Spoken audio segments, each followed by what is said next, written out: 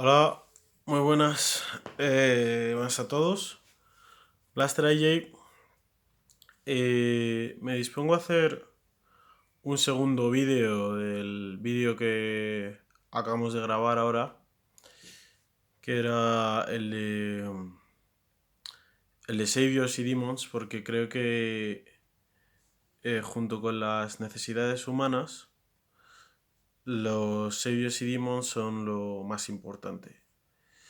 Em, los Saviors y Demons son lo que puede hacer que nosotros nos demos cuenta de por dónde estamos yendo en la vida. Los saviors son esas funciones adictivas, ¿vale? Tiene una cualidad adictiva. Nosotros nos sentimos que nuestros saviors es algo que necesitamos hacer constantemente. ¿Eso qué significa? Que los saviors nos van a llevar a una condición en la que cada vez necesitamos más. Necesitamos más de esos saviors. Y cada vez los proyectamos más. Y va a llegar un momento en el que sea muy evidente de dónde cojeamos, ¿no? Cuanto más racional sea, más evidente es que me falta la cualidad emocional, ¿no? Eh, entonces, todo lo que hemos expresado en el anterior vídeo respecto a los saviors y los demons no es que el tipo contrario no pueda hacer las mismas cosas, claro que puede. El tema es si lo hace de manera adictiva, ¿vale? Porque esa adicción, si no puede parar de hacer otra cosa. Es decir, el INFP que habíamos puesto como ejemplo, eh, va a estar constantemente evaluando sus emociones, teniéndose a sí mismo como criterio, como último árbitro de lo que le gusta y de lo que siente. No le va a preguntar a los demás, no va a intentar agradar a los demás en términos de sus emociones, sino que se va a preguntar a sí mismo si esto es lo que quiere, esto es lo que le gusta y cómo se siente. Y esto lo va a hacer en estado savior, es decir, de manera adictiva. ¿Y qué significa en estado savior de manera adictiva? Significa que ese INFP cada vez va a tolerar menos no satisfacer sus propias emociones. Si es que cada vez va profundizando en esos saviors. Quiere decir que el INFP, a medida que vaya avanzando, va a querer que la vida, la realidad, esté más hecha a imagen y semejanza de esos saviors, a imagen y semejanza de sus emociones, a imagen y semejanza de su trabajo ideal, de su pareja ideal, etcétera, etcétera. Y cada vez va a tolerar menos que eso no sea así. Va a ser más idealista y más inconformista. Esta dinámica cambia cuando realmente el INFP se da cuenta de que el problema era él. De que estaba... sí, o sea, no hace falta que... Pero de que estaba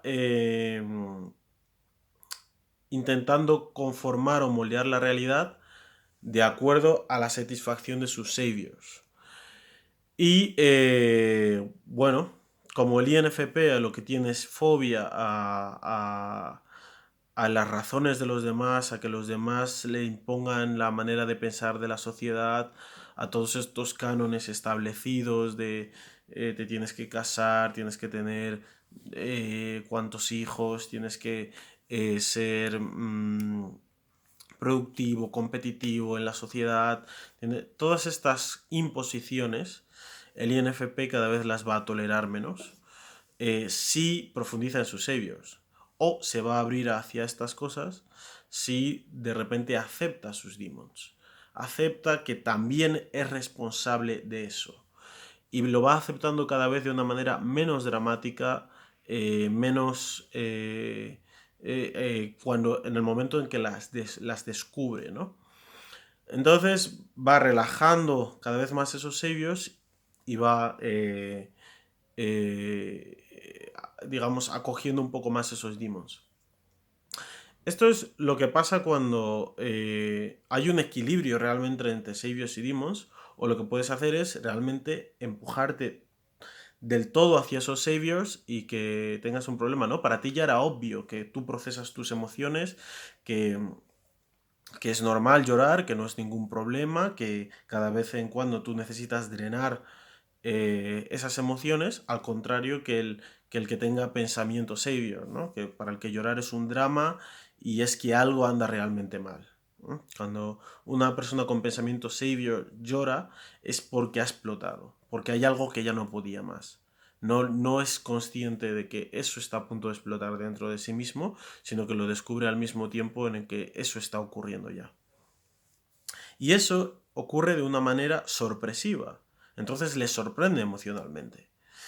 Eh, este es básicamente la dinámica entre Saviors y Demons. Si una persona sigue profundizando en sus Saviors, aunque tenga éxito, ¿no? Porque si resulta que tu Savior es un pensamiento extrovertido, pues tú vas a querer mostrar competencia a los demás y puede que te vaya muy bien en la vida. Lo que pasa es que vas a dejar el vacío de tus emociones que cuando se llena acumulado alrededor de hacia los 30 años, más o menos, ¿no? Suele pasar a la mitad de la vida de cada gente, de cada persona, pues suele explotar. Has acumulado suficientes emociones, has acumulado suficientes problemas, suficientes traumas, y por muy bien que te vaya en la vida, que tengas dinero, que tengas todo lo que quieras tener, tú tienes un vacío que has estado dejando constantemente. Y esto pasa con todas las funciones. Una cosa es cómo una función encaja en la sociedad y otra cosa es que esa siga siendo una necesidad que tienes que atender. Entonces, esto es muy importante a entender de manera a nivel psicológico, ¿no? Sobre que, por ejemplo, para gente, ¿no? Los racionales, yo soy savior pensamiento. eh, por ejemplo, cuando te puedes volver muy argumentativo con la gente, ¿no? Y si la gente no te da razones por las cuales tú tengas que aceptar su punto de vista, pues bueno, eso te hace pensar a ti que tienes razón. Entonces, nadie puede debatirte, tú sigues tu camino, ¿no? Como nadie te puede debatir, debes tener razón. Entonces, ¿qué pasa? Que cuando te chocas contra el muro, tú eres una víctima. Porque obviamente tú dices, bueno, racionalmente nadie me ha dado ninguna idea mejor, ¿no? Todo lo que me estaban dando eran cosas irracionales. Y ese era precisamente el problema, que tú no querías ver cosas que no fueran racionales, ¿no? A pesar de que no se pudieran argumentar. Entonces, este es el caso que hay muchas veces con los saviors y los demons, y por eso habíamos estado diciendo que los demons son algo a lo que mirar y que realmente este es uno de las claves para poder eh, eh, hablar de crecimiento personal y para lo que vaya esto de Objective Personality es. Así que bueno, un saludo y nos vemos en el próximo vídeo.